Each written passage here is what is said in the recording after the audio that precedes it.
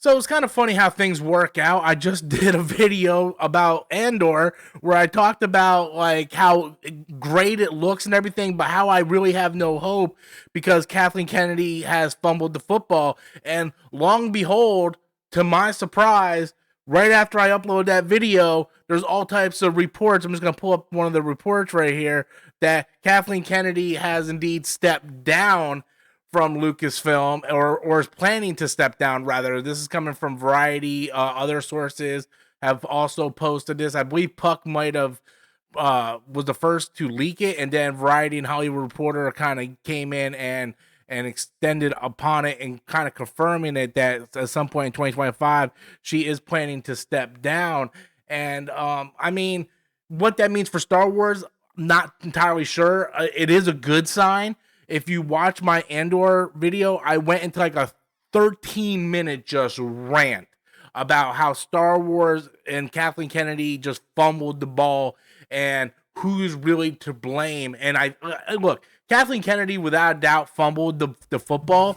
I believe she deserves like 50% of the blame, like 40 to 50% of the blame. But there's other people to blame too. You got to blame the corporation of Disney to allow Kathleen Kennedy to keep doing these things. You have to blame people like Dave Filoni. Dave Filoni is not cleaning this. Dave Filoni this was a guy I was champion for, and he just turned out to be completely not what I expected him to be.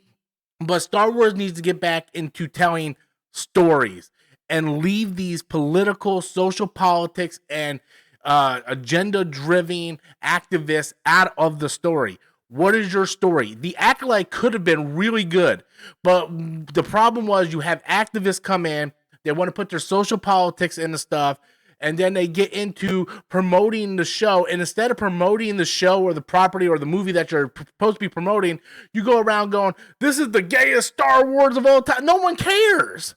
No one cares. Like, that's the problem. And for Kathleen Kennedy to allow this to go on for 10 years, does she have some hits on her resume? Sure. The sequel trilogy all hit over $1 billion. But like, if you look at the performance of those movies, they went down with each film because she kept like fumbling the football. And again, I'm not going to reiterate my entire rant because I did that already in the Andor video. I highly recommend you guys go watch that because I really get into a lot of the problems that I have with Star Wars currently right now with Kathleen Kennedy and Disney and what's going on with Lucasfilm. And I just kind of don't want to retell that and re-talk about that again in this video. Kathleen Kennedy is supposedly stepping down. That's a positive thing.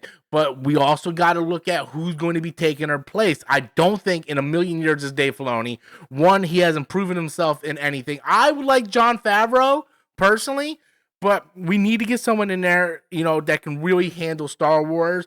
Like, my two dream people to take over Star Wars, either Jon Favreau number one, Kevin Feige number two. Kevin Feige's a massive Star Wars fan. Maybe he's like, you know what? I want to give Star Wars a shot. I did what I could do with the MCU. Let's hand it off to someone else. Not sure if that's even realistic to think about, but I think Jon Favreau is a good choice. That's who I am champion if I can champion. But Star Wars has a lot of problems. And one of the biggest problems was they were trying to throw in so much inclusion that they excluded the actual fans of the property. I'm all for inclusion. I really am. Like, you guys probably don't know how open-minded I actually am. I do not care. As long as your heart's in the right place, I don't care what you put in your mouth. Like, I'm really like the most open guy you could probably find. And I really do not care. Like, if you want to add gay, lesbian, queer characters to Star Wars, that's fine. But don't make it the vocal point, right? Like, straight heterosexual people, whether it be male or female, don't go around and go, that's my husband! I'm the straightest character in Star Wars. This is going to be the straightest Star Wars show of all time. Nobody cares. It's just a part of the story.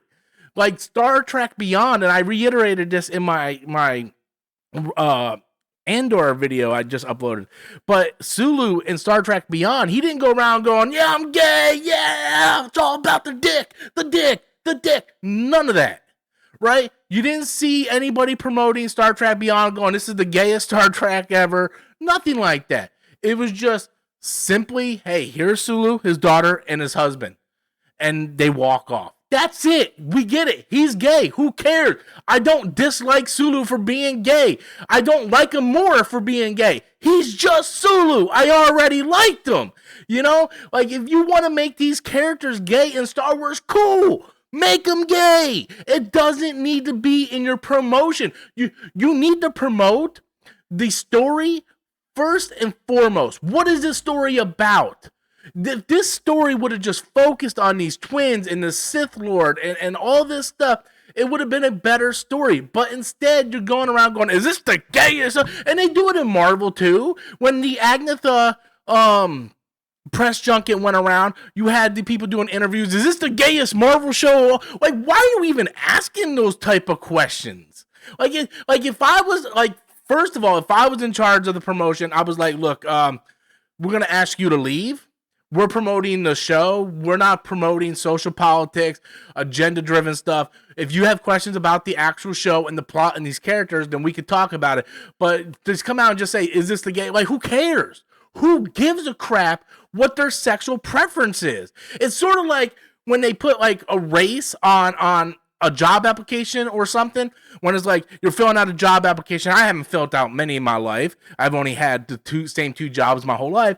But when I go to, like, when you go to fill out a job application, it's like white, black, Hispanic. It's like, why do you need to know my race in order for me to do the job? Here's my resume. Read my resume. And now that's opening a whole other can of worms of how this country is run and what's fair and what's not fair to minorities and so on. But the point I'm trying to make is it doesn't need to be there. Same thing with these press conferences. You don't need to have like your people yelling at the top of a mountain going, this is gay. No one cares. Put out a good product. Put out a good product. If your product is good and you put out, because George Lucas had all kinds of messaging within the original Star Wars trilogy. It was there plain as day, but George Lucas didn't scream from the heavens of what was in there and what wasn't in there, right? Like, come on. Like, it's ridiculous. Like, what are we doing here? So Kathleen Kennedy is gone. Bye-bye, Miss American Pie.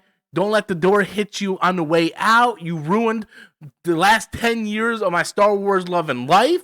Hopefully they can get back on track.